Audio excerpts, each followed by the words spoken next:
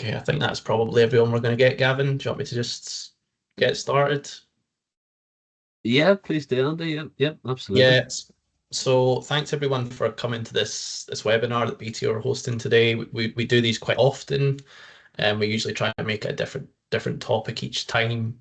Today is going to be about credit hire in particular, which is something I'm quite interested in personally. I'm a solicitor in the personal injury team here at BTO, and I come across credit hire quite often.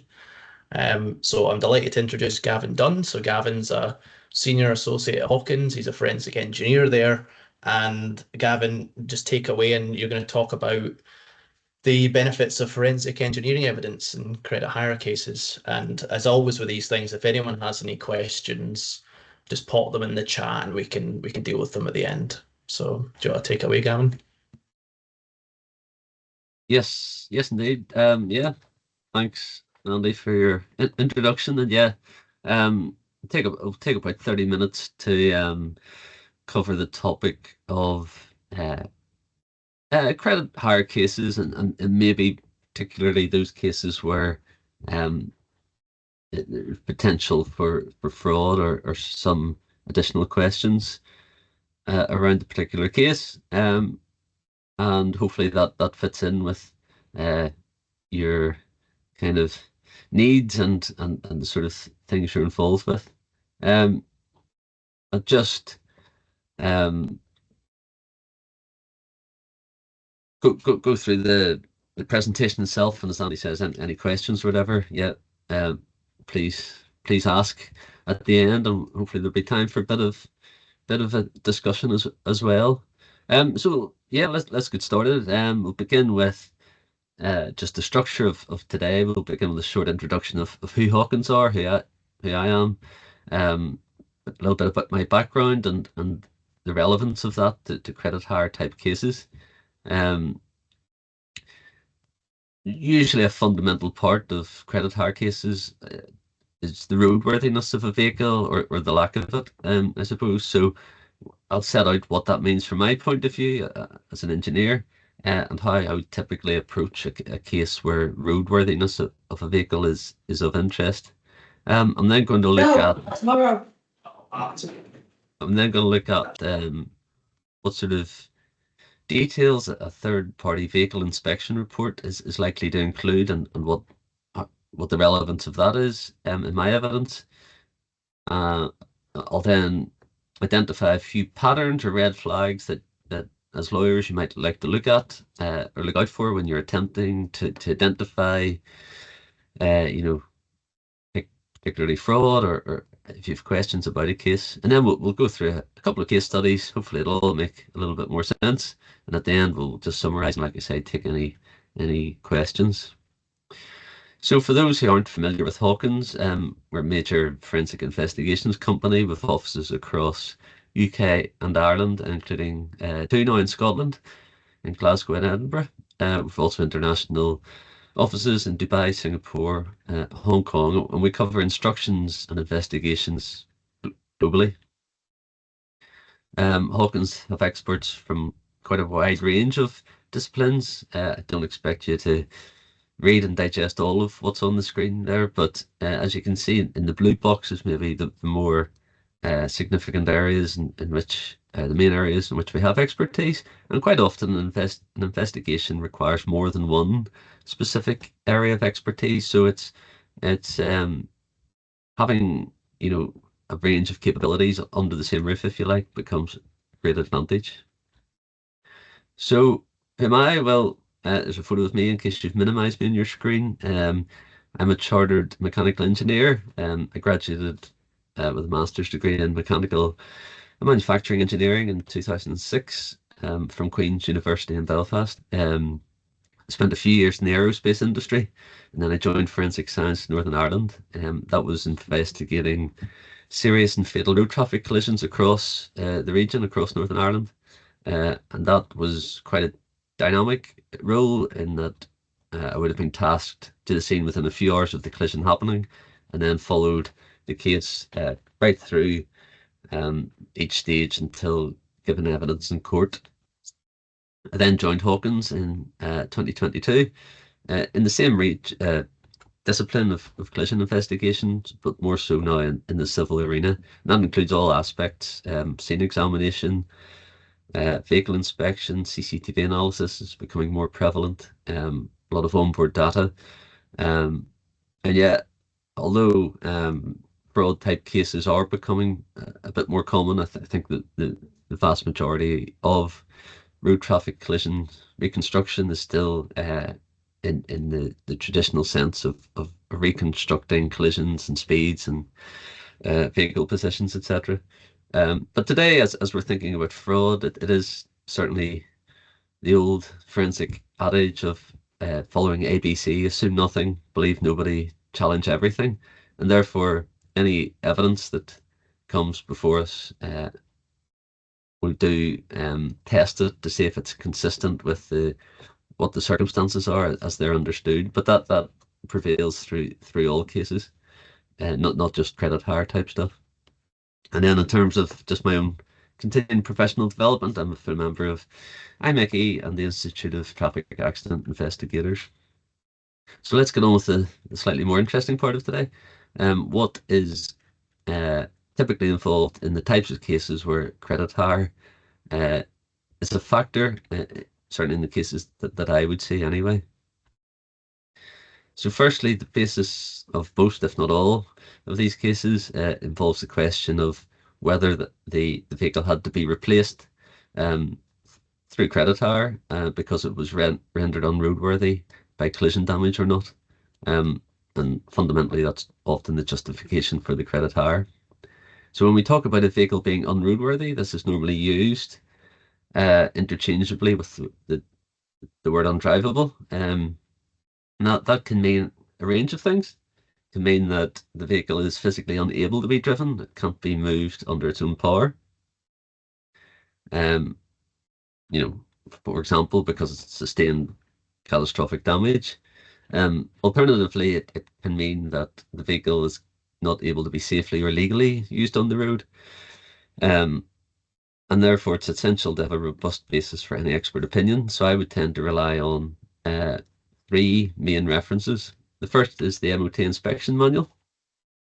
Since 2018, the MOT inspection manual has defined categories in defects into three categories of dangerous, major, and minor, and also advisories. So these criteria are predefined, and a vehicle with a dangerous or a major defect will fail its MOT test.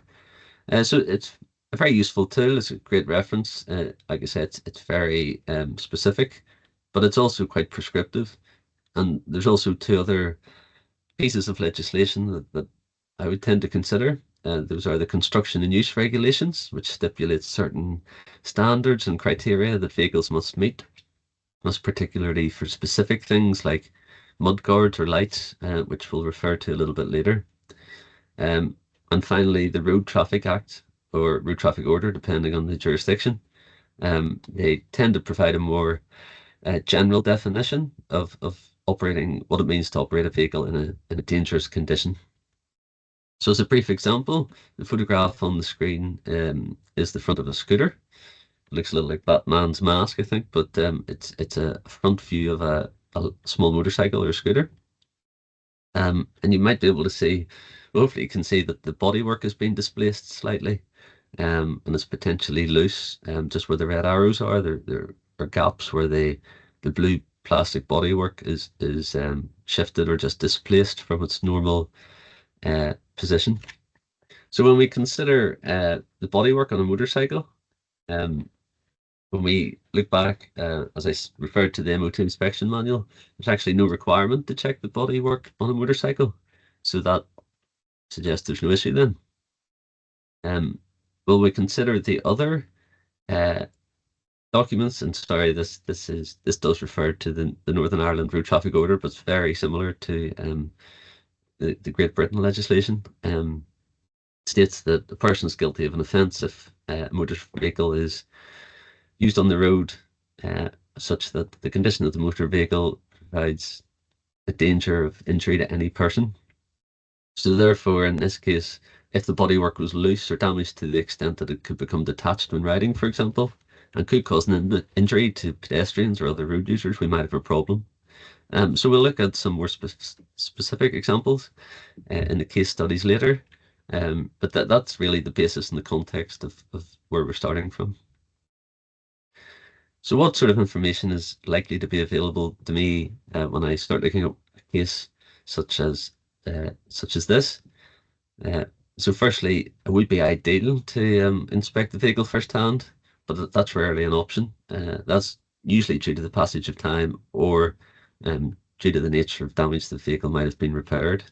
So instead, we tend to have to rely on secondary sources of information, such as photographs, video showing the vehicles, and potentially the scene. They are often captured at the scene or shortly after, and sometimes there can be useful information captured almost incidentally or by accident in the background or something like that. Another valuable source of information is the vehicle assessor or engineer who will have come out and inspected a vehicle and potentially deemed it unroadworthy. They normally produce a written report on their findings along with a series of photographs. So armed with all of that useful, valuable information, there can be absolutely no question, surely, about the condition of the vehicle. Well, not always. As an example, this is a schematic diagram which is supposed to show the areas of a motorcycle that were damaged in a collision. And as you can see, it's not particularly helpful unless the motorcycle is absolutely, completely obliterated. I also mentioned photographs from a vehicle assessor. Apologies, don't adjust your screen. It's a slightly blurry photograph, and that is the point. So it's a photograph of a wheel area, including the brake caliper of a motorcycle, probably the front. But as you can see, it's slightly blurry. It doesn't really demonstrate a damage or a lack of it. It's not particularly clear. So although those reports exist and the photographs exist, they're not always particularly useful. So other sources of useful information can include repair invoices, for example, or MOT history. These often detail vehicle mileage or the condition of the vehicle. We've also had cases where perhaps social media becomes of interest, where the vehicle has been advertised for sale subsequently, or maybe shown on a day trip or something like that. But all very useful potential sources of information. So you as the client are going to expect me to do something with all of this information, to analyze it, to interpret it, to provide my own opinion or comment. So what is that going to look like? And essentially that's going to be either directly or indirectly a series of answers to your questions as clients. So to follow that through, just for example, is there any damage to the vehicles? One of the more straightforward questions probably to answer. Although maybe not if the condition of the vehicle has been quite poorly recorded, for example, with very blurry photographs. The claimant needs to prove the case, and if there's no reliable evidence or record of the damage, then that can be a problem. Again, we'll have a look at some case studies just to put this into a bit of context. Does any of the damage, if it exists, render the vehicle unroadworthy? And this is where the expert's opinion and interpretation becomes quite central. So it could be a fairly straightforward question where the damage is quite severe or quite obviously dangerous, but it becomes less straightforward when the damage appears less severe, but could still affect the roadworthiness. Can I link any of that damage to the index incident or collision? And is the damage consistent with the incident circumstances? And of course, it's of great interest to know if any of the damage was present before the collision, or was it likely to have been introduced after the collision? And it might not always be possible to be conclusive, but it will often be helpful to the court to understand if any damage is at least consistent with the circumstances of the incident and therefore possibly related, as opposed to being ruled out as being inconsistent.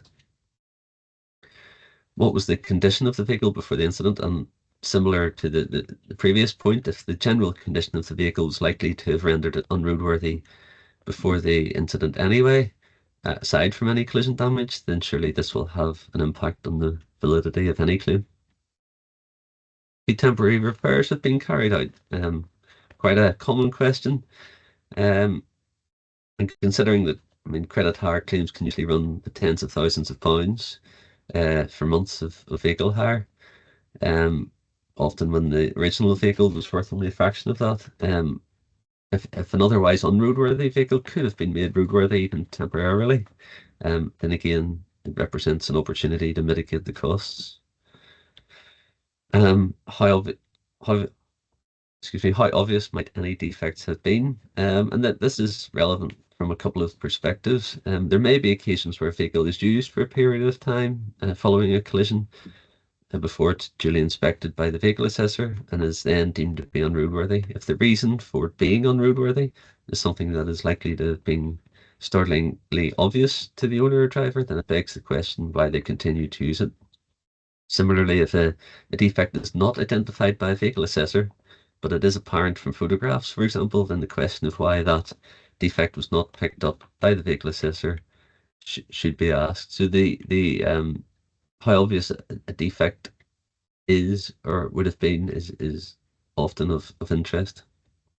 So I've mentioned vehicle assessors and their reports quite a lot so far, as you might have detected, and that's because they often form a large proportion of the available information or evidence in a case. So they'll normally provide the basis essentially for the credit hire claim where the vehicle has been deemed by a vehicle assessor to be undrivable or unroadworthy. So I'm just going to have a look at what those reports normally look like. Appreciate you might well be familiar with these reports or similar. And I just want to take a few moments to explain some of the key areas that I would be interested in and the relevance of that for my work. You'll see an example on the screen. Don't worry if you can't read the detail, we'll just take sections of it in detail shortly.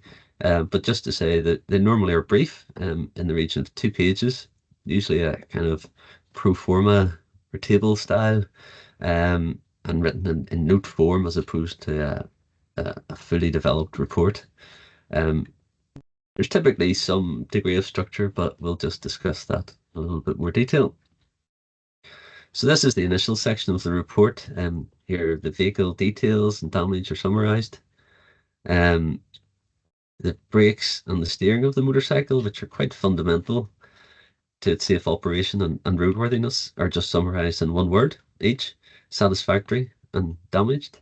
Under the heading damage, there's a similarly brief conclusion of collision/impact, which is again of limited value.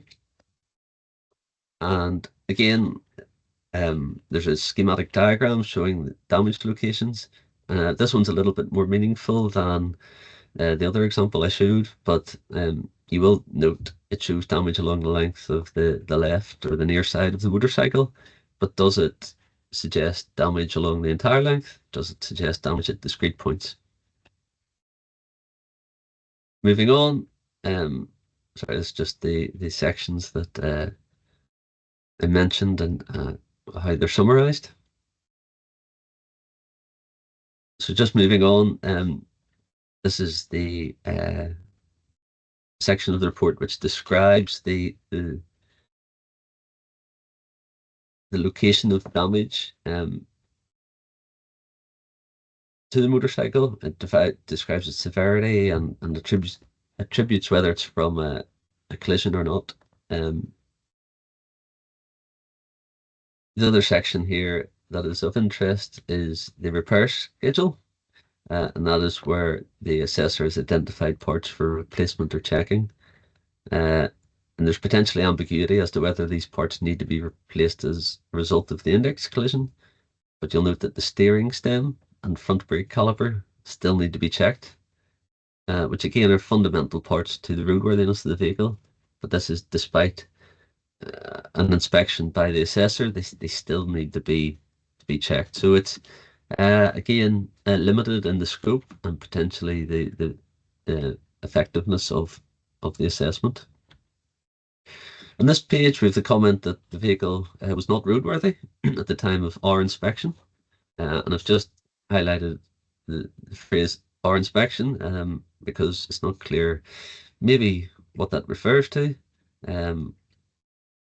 as to uh, who's responsible for that. And again, it's not really elaborated upon as to the connection or any connection between the roadworthiness of the vehicle, the damage identified to it, and the index collision itself. Again, as I mentioned, was the condition of the vehicle pre-collision an issue? It's just not clear from this section. And then at the end of the report, we find this section.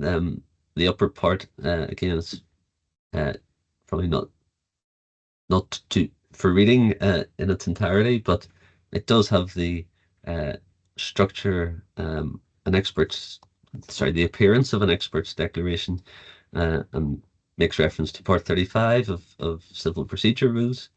This case was brought in England, but does the report and does the approach otherwise agree or comply with the CPR rules? And that's just a question I'm posing. At the bottom, there's a signature, which is not the original signature, just for the record. It does say for and on behalf of the whoever signed it, and it just at this stage, I just highlight the case of which was highlighted in an article published by Waitmans involving AGS Insurance about a credit hire case where the vehicle assessor had to concede in court that he had not seen the report that was attributed to him, and conceded that some of the contents of the report itself differed from his handwritten notes, and that electronic signatures were added onto the report by his employers. So yeah, it highlights the question of what exactly is represented by the report. So there will almost always be photographs accompanying the assessor's reports. Here's an example. And again, what does this photograph show? Apart from saying the front of a motorcycle, your guess is probably as good as mine. There's no captions, there are no references in the rest of the report to this particular photograph, no annotations to assist the reader as to what exactly is shown or trying to be shown. So that's a bit of an introduction to the background of typical credit hire type cases.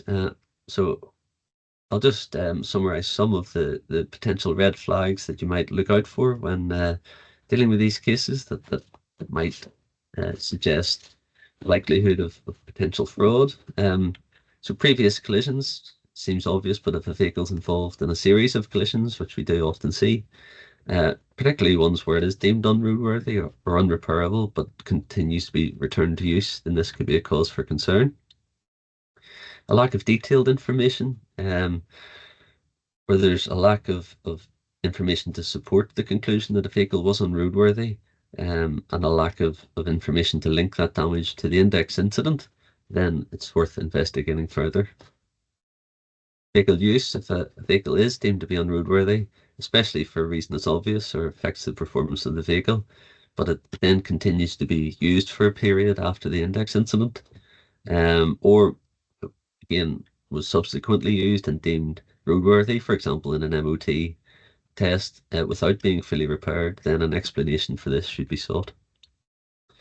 Inconsistent damage, if a vehicle appears to have damage that's not consistent with the collision circumstances, or other vehicles involved in the incident, then it's a cause for concern.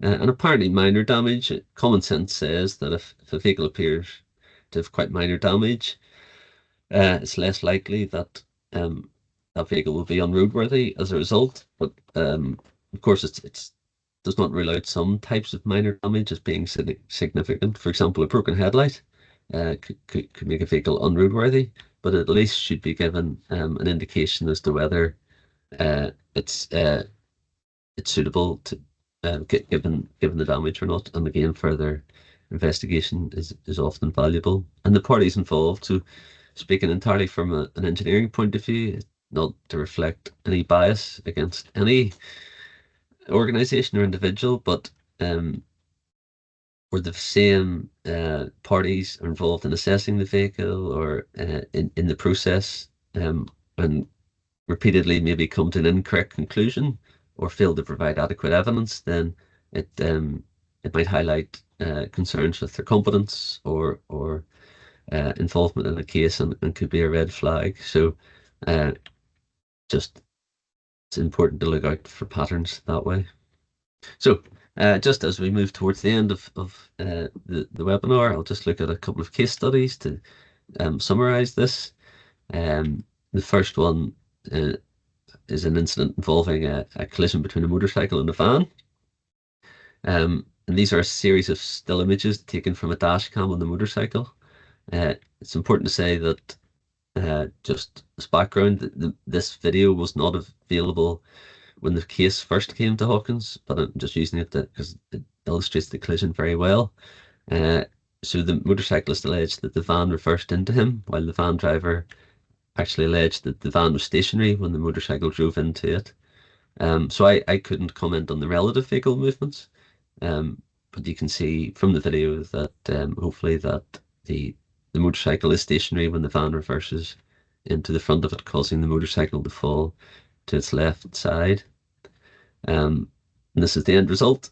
And again, this photograph from the scene was not initially available. It was just the vehicle assessor's details, that sort of thing, the vehicle inspections themselves. So what I did have was the vehicle assessor's report. Again, looks very familiar by this stage. That stated that the motorcycle had sustained moderate impact to the front and the left side, and the conclusion was that the motorcycle was undrivable. You can see that the assessor was not able to fully check the front wheel or the suspension, and there's quite a long list of new parts required. So you'll recall that the impact to the front and the left side was described as moderate, and this is a photo showing some of the damage to the left side of the motorcycle. For the less eagle-eyed, I've added a couple of arrows just to highlight the damage, and you can see it's quite cosmetic.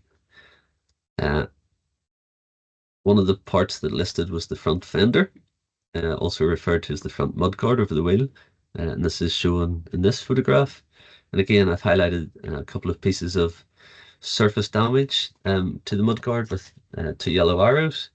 And again, damage to the mudguard could affect operation of the vehicle. So in considering construction and use regulations, they say that motorcycles shall be equipped with wings or similar fittings to catch, so far as practicable, mud or water thrown up by rotation of its wheels.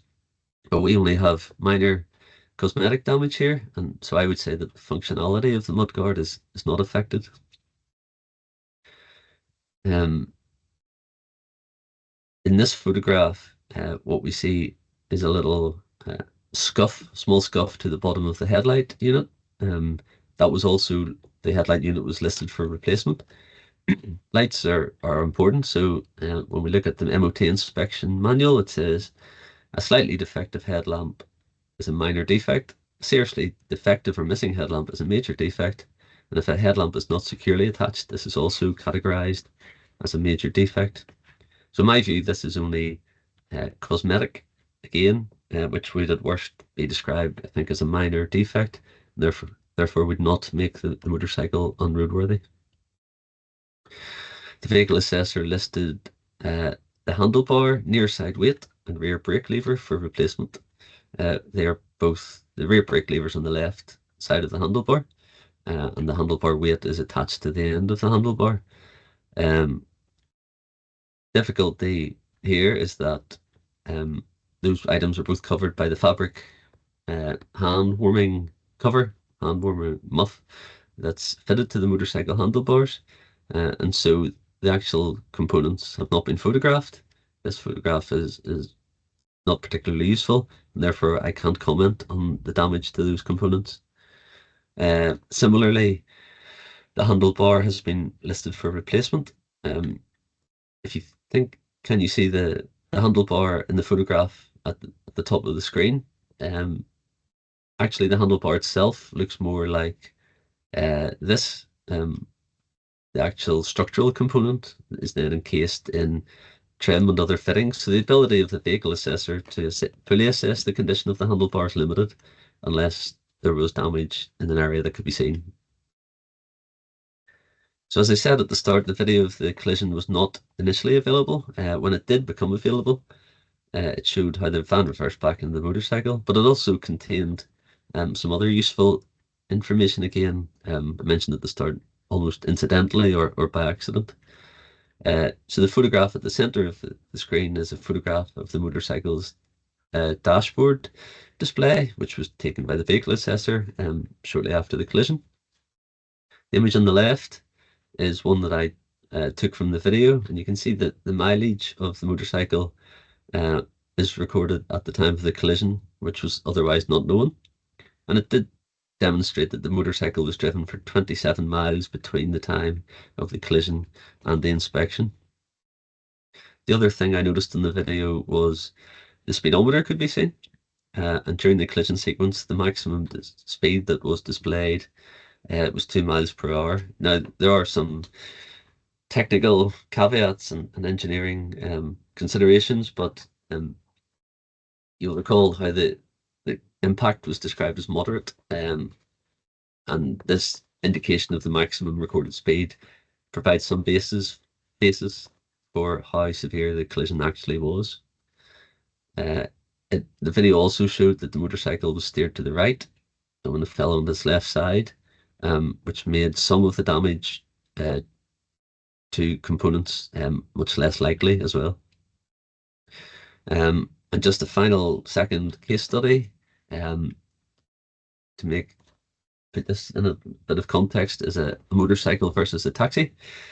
The background to this case is that the motorcyclist claimed they were stationary when the taxi drove into them, while the taxi driver said that the motorcyclist changed lane ahead of him and collided with the front of the taxi. So polar opposite accounts. Fantastic. So this is a slightly more brief case study, just as we finish, but received a bit of a blurry photograph from the scene, some photographs of the taxi taken after the event, and again, an assessor's report and photographs of the motorcycle.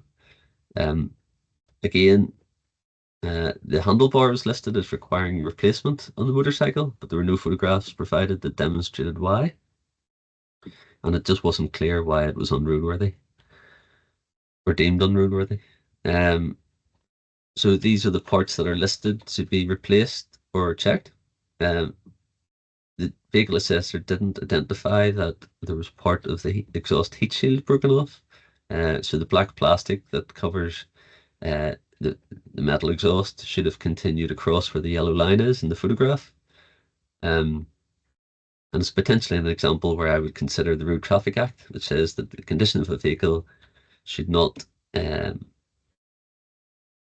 involve a danger of injury to any person. In this case, consider it unlikely that it would be seen as dangerous, but it should be at least considered. And it's not clear why it was not included in the vehicle assessor's report. So in this case, the motorcyclist had the misfortune to be involved in 3 collisions within the space of a few months.